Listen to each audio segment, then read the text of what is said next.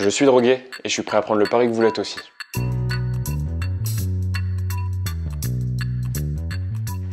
Bon, je pense qu'on vous l'a assez dit, le smartphone c'est une drogue. Oui, en effet, tout est prévu pour vous faire rester du temps dessus, surtout les réseaux sociaux qui en fait achètent votre temps de cerveau. Par exemple, il y a la citation du président de TF1 qui dit que son travail au final c'est de rendre disponible des bouts de cerveau humain pour qu'ils soient mieux préparés pour les pubs. Les smartphones, les réseaux sociaux, c'est la même chose, c'est le même principe. Tout ça c'est fait pour vous rendre accro avec des shots de dopamine, mais ça, je pense que vous l'avez déjà entendu. Si vous l'avez pas déjà entendu, n'hésitez pas à vous renseigner. C'est un thème très passionnant, mais il y a quelque chose d'assez différent avec les drogues conventionnelles. On parle de drogues conventionnelles, c'est quand même un peu drôle.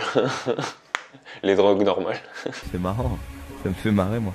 En effet, contrairement au cannabis, à la cocaïne et autres merdes que vous pouvez mettre dans votre corps, le smartphone est quelque chose d'assez utile dans la vie et surtout quelque chose qui a son importance socialement. Pour ma part, par exemple, mon smartphone c'est aussi mon outil de travail, je travaille beaucoup avec, mais je ne dirais pas que tout mon temps lui est consacré au travail dessus. Mais là où ça va être du coup compliqué par rapport à une autre drogue comme le tabac d'arrêter, c'est que le but n'est pas d'arrêter mais de savoir se mesurer et c'est quelque chose qui, je pense à mon sens, est quand même plus compliqué que savoir arrêter totalement de manière radicale. Voilà tout l'enjeu de cette vidéo. Comment savoir se mesurer et se réapproprier l'utilisation de son téléphone. Comment ne plus être esclave de celui-ci et comment décider où vous placerez votre temps.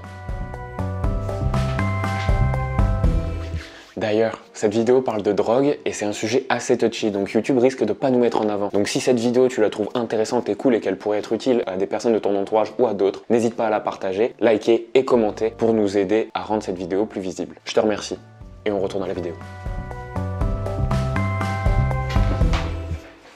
J'ai une bonne et une mauvaise nouvelle pour vous. La mauvaise nouvelle, c'est que le monde entier en fait est addict à cette drogue. Et ça n'aide vraiment pas beaucoup à changer. Mais j'ai aussi une bonne nouvelle pour vous, c'est que le smartphone comporte des outils qui peuvent vous permettre de vous mesurer et de vous aider dans ce changement de votre quotidien. Et c'est précisément ce qu'on va utiliser.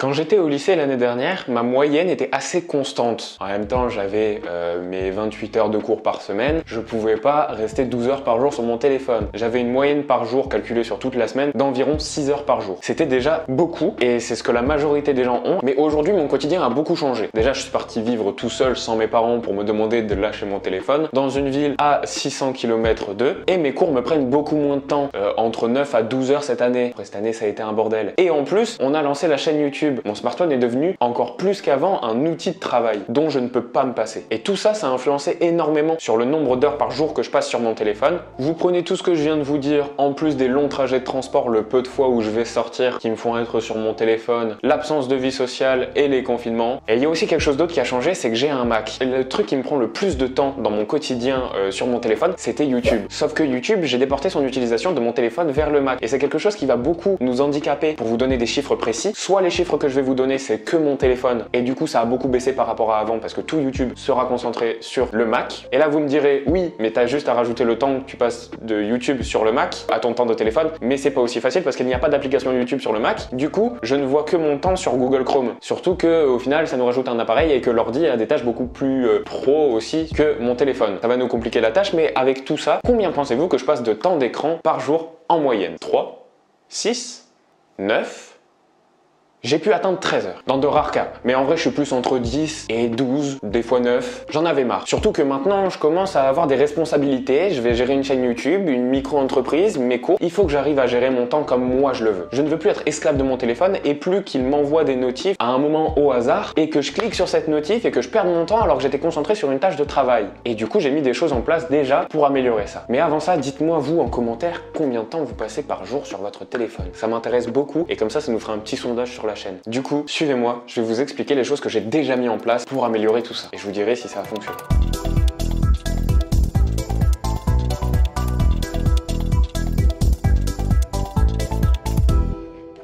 Oui, je repars en toilette. Vous savez, on est intime maintenant, vous et moi. La première mesure que j'ai prise, et c'est quelque chose qui m'étouffe énormément sur un smartphone, d'autant plus sur les smartphones de chez Apple, les iPhones, c'est les badges. Ce petit badge là, il est horrible, je le déteste. C'est quelque chose qui participe énormément à vous rendre accro. Il vous fait genre, vous avez une tâche qui n'est pas finie pour que vous cliquez dessus, et le but au final c'est comme un jeu de supprimer le plus de badges possible. Sauf que quand vous avez le badge de mail qui vous annonce que vous avez plus de 2000 mails, c'est horrible et je déteste ça. La solution, dès que vous installez une application, et sur toutes les applications, c'est d'aller dans vos réglages et de supprimer totalement ces badges. C'est quelque chose qui change énormément la vie. Votre smartphone est beaucoup plus agréable à utiliser, beaucoup plus joli, il n'y a plus ces petits points rouges de partout. Franchement, c'est l'une des mesures qui me plaît le plus. Après, c'est pas une mesure qui réduit vraiment drastiquement votre temps d'écran, mais c'est une mesure qui vous donne moins l'envie d'aller chercher vos notifs et qui rend l'utilisation du smartphone plus saine et plus apaisante. On s'y sent bien dans mon smartphone depuis que j'ai fait ça. La deuxième mesure que j'ai prise, c'est d'adapter mon smartphone à mon utilisation. Je vais vous le montrer rapidement, mais si vous voulez vraiment un What's in my phone, entre gros guillemets, parce qu'on va plus l'axer sur comment j'ai adapté mon téléphone pour qu'il soit plus inspirant, plus orienté outil de travail, et bien à ce moment-là, je vous le ferai, mais là, je vous le montre vite fait,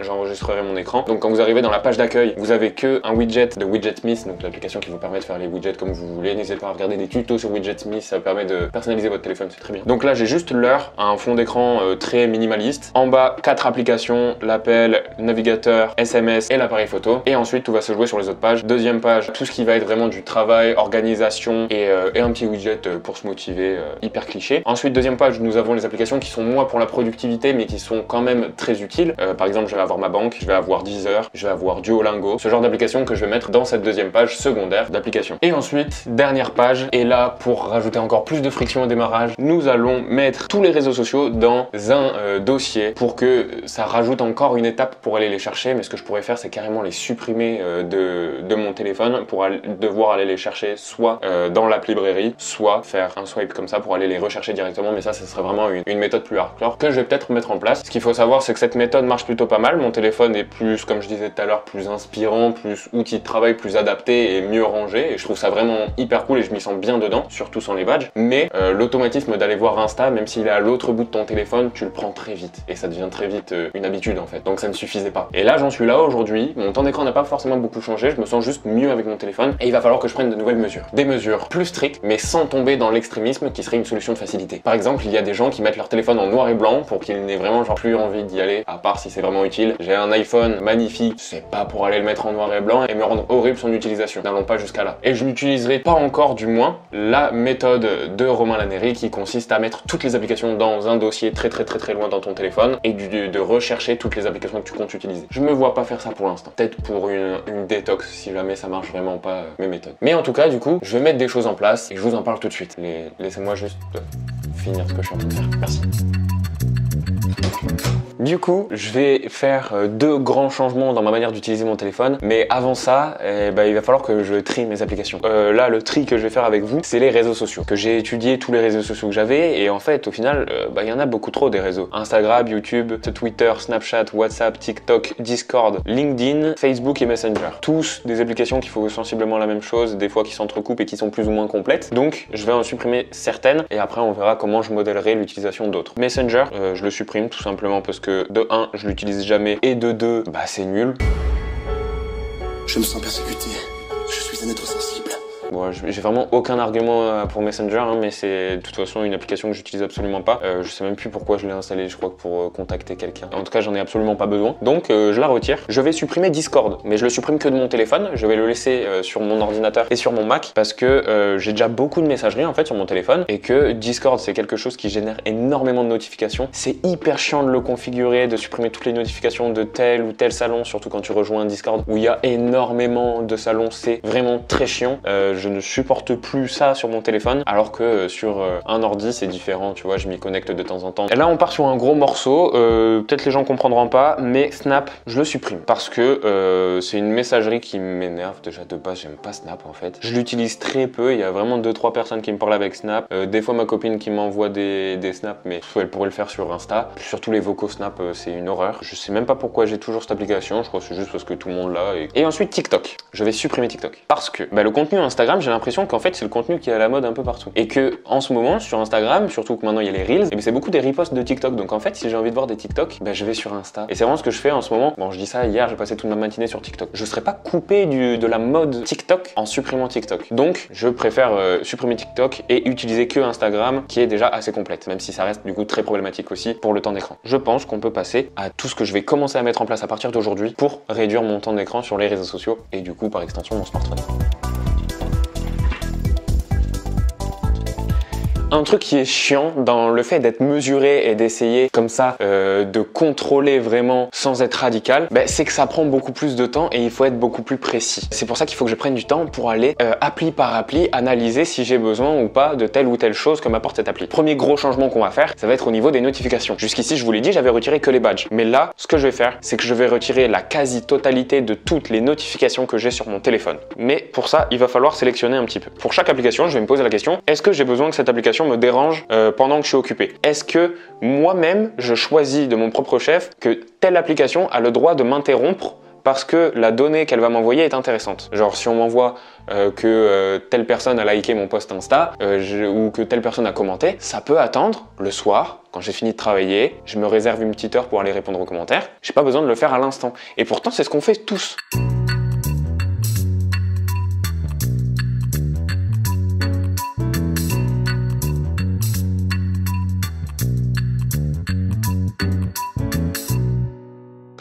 Mais du coup, vous allez me dire sûrement comment est-ce qu'on va faire pour me contacter?